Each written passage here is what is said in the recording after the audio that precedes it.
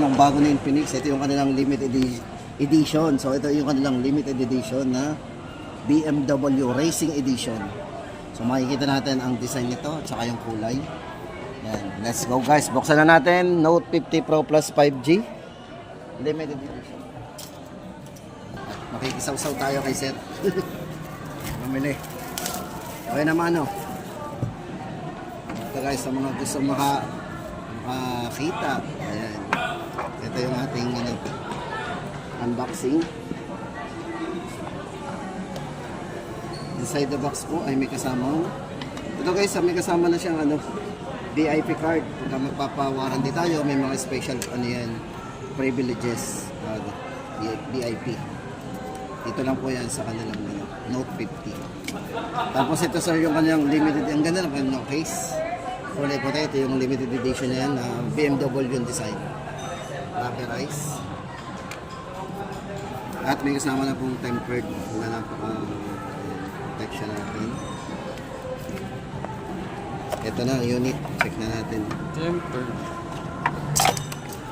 Tapos ito sir yung 100 watts na kasama charger natin. C2C. Ayan na po yung ating Note 50 Pro Plus. C2C cable po. Check na natin ang unit. Charan! Sir, ganda nito. Sir, pa-check muna kung may dents o scratch para bago natin bayan. Ganda natin sir. Natin ngayon sunod ng camera. Okay sir, nakamay. Okay sir. Wala namang dents. Chine-check po.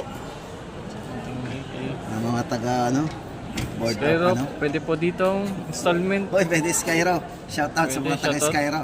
Mga gusto natin mag-installment. 3.6 lang po yung ating down payment. 3.6 ang down dito pagka mag-apply yan. Kitang-kita nyo mga quality. Wala sir, wala siyang kasama. Pero lalagyan natin ng kakabitan na po natin. Ito guys, huling tingin po natin sa design.